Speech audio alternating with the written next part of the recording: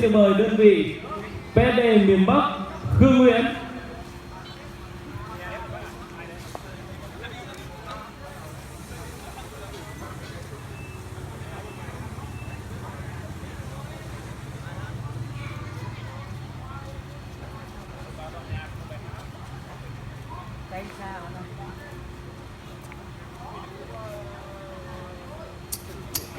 Alo. 1, 2 lơ.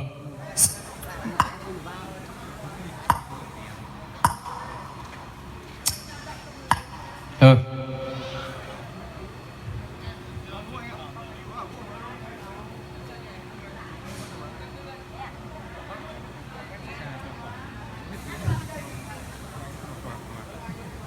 Thưa quý vị, và để cho chương trình biểu diễn được sẵn sàng thì ngay sau đây xin mời quý vị cùng thưởng thức loa PSD qua một sáng tác mang tựa đề Nắm lấy tay anh.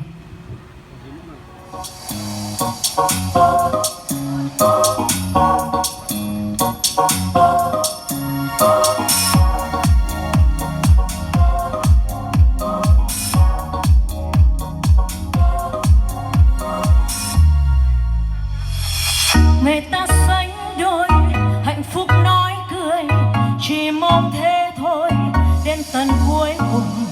Từng giây phút trôi và ánh mắt sáng ngời, cầm tay bước đi tiếng yêu cất lời. Và em cảm ơn cuộc đời này đã mang anh về bên mình để rồi mỗi sớm mai khi thức dậy anh nói rằng hãy bên anh và yêu anh người nhé.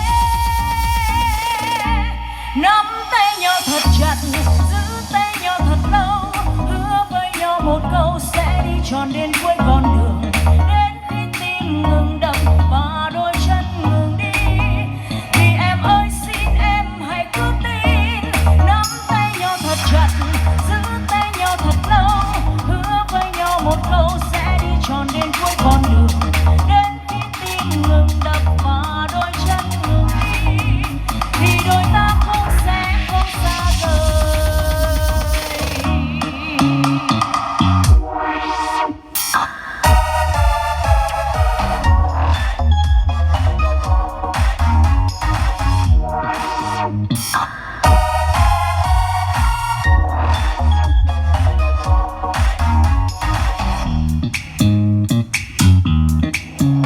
Và em cảm ơn cuộc đời này đã mang anh về bên mình để rồi mỗi sớm mai khi thức dậy em nói rằng hãy bên em và yêu em người nhé. Nắm tay nhau thật chặt, giữ tay nhau thật lâu, hứa với nhau một câu sẽ đi tròn đến cuối con đường. Đến khi tim ngừng đập và đôi chân ngừng đi, thì em ơi xin em hãy cứ tin. Nắm tay nhau thật chặt, giữ tay nhau thật lâu, hứa với nhau một câu sẽ đi tròn đến cuối con đường. Đến khi tim ngừng đập và đôi chân ngừng đi, thì đôi ta cũng sẽ không xa rời. Đến khi tim ngừng đập và đôi chân ngừng đi, thì đôi ta cũng sẽ không xa rời.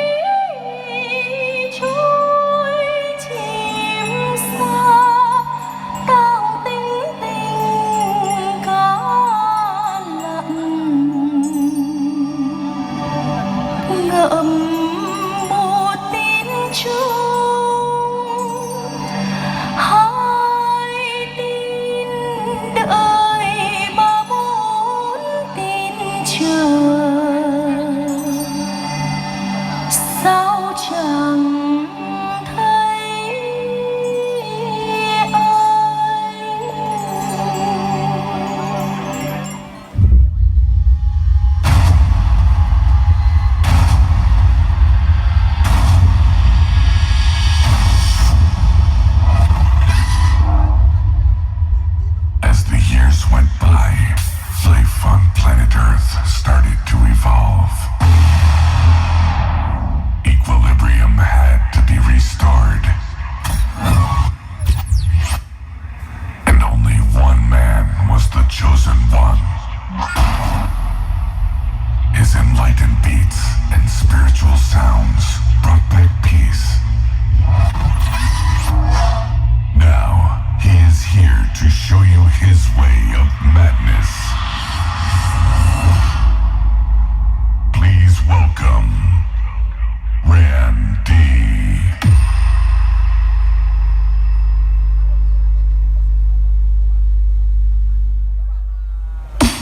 Bass, bass, bass.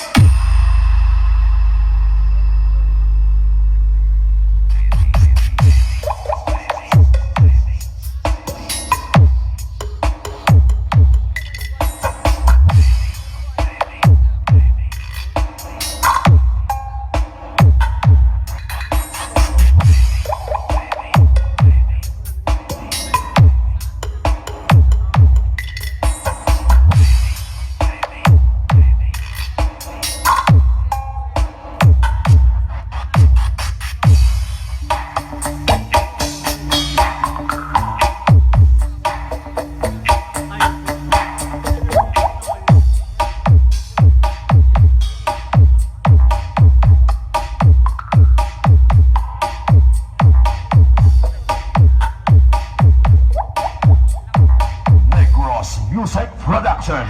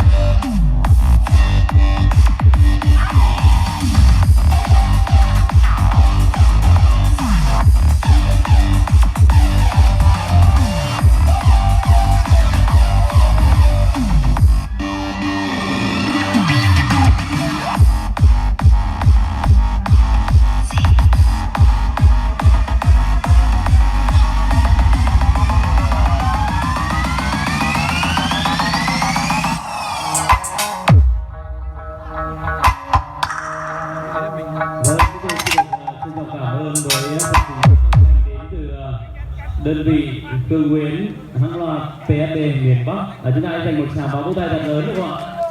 Và ngay bây giờ chúng tôi xin mời quý vị hãy cùng di chuyển sang phía gian hàng CIS, đơn vị CA Event. Xin mời.